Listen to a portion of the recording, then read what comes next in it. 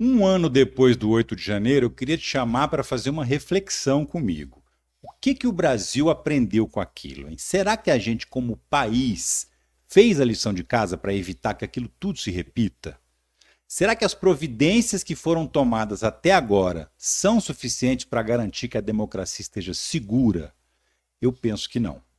Eu sou o Ricardo Melo, o explicador geral da República, e te convido a sentar o dedo no like para engajar comigo. Vamos nessa? Seguinte, passado um ano dos ataques golpistas do 8 de janeiro, qual é o balanço que a gente tem?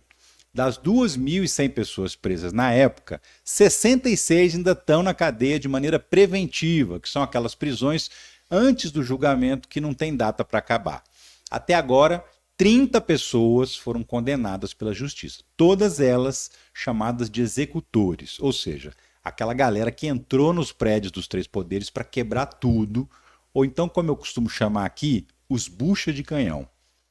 Entre quem planejou, financiou, que é quem realmente interessa prender, por enquanto não tem nenhum condenado. E nem parece perto a condenação de nenhuma dessas pessoas. Então o problema já começa aí. Eu não tenho medo de errar quando eu digo que entre aquelas milhares de pessoas que foram presas e que estão sendo condenadas agora, a grande maioria foi enganada e estava lá se achando os heróis da pátria.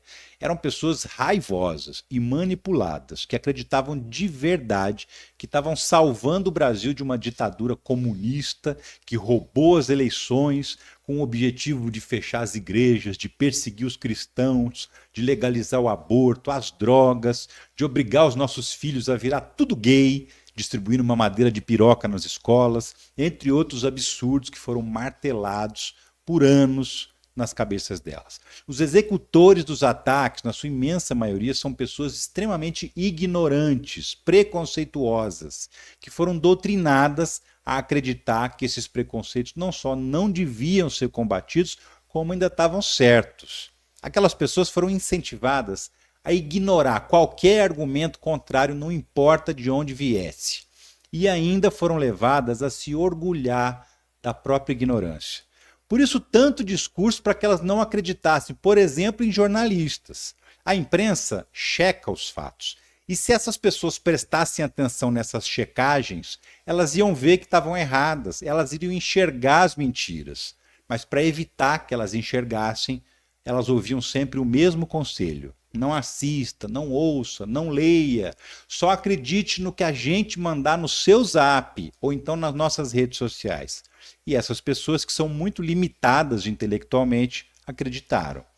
Os ataques do 8 de janeiro não eram o golpe em si, eram uma parte do golpe, a parte mais importante do plano. Vários depoimentos de pessoas que ficaram na porta do quartel revelaram qual era esse plano. Essas pessoas contaram que assistiram palestras e que nessas palestras foi ensinado o seguinte: era preciso ter arruaça, quebra-quebra, um caos que obrigasse o governo Lula a pedir ajuda dos militares decretando uma GLO, uma garantia da lei e da ordem. Isso faria o poder parar nas mãos do exército, que aí sim concluiria o golpe. Essas pessoas sabiam que não eram elas que iam dar o golpe. A parte delas no plano era quebrar tudo e deixar o resto com as Forças Armadas. E esse plano só deu errado porque o governo não fez o que elas esperavam, não decretou a GLO. Então, aquelas pessoas eram a base da pirâmide golpista.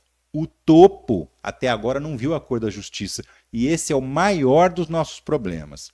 Quem pensou, quem elaborou, quem articulou e quem pagou a conta continua livre, leve, solto, sem maiores consequências.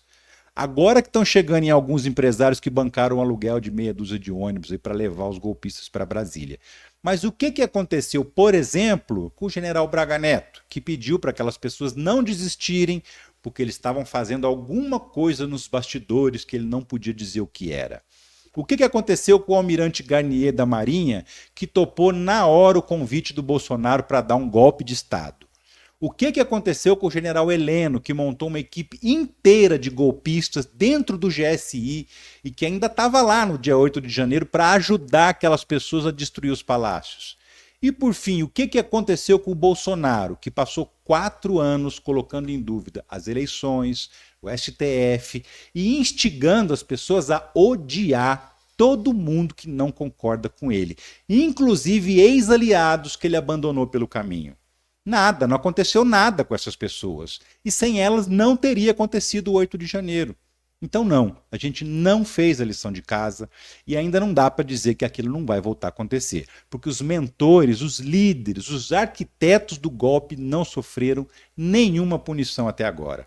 Não passaram um dia sequer na cadeia. O 8 de janeiro só aconteceu porque o golpe anterior, de 64, nunca foi punido. Ainda existe uma promessa de que todo mundo vai pagar pelo que fez. Mas até agora, um ano depois, só sobrou para os bucha de canhão. E enquanto isso não mudar, a gente não está seguro. A democracia não está segura. Se não botar os peixes graúdos na cadeia, eles vão tentar de novo. Pode demorar, mas eles vão tentar. E eu é que não quero pagar para ver.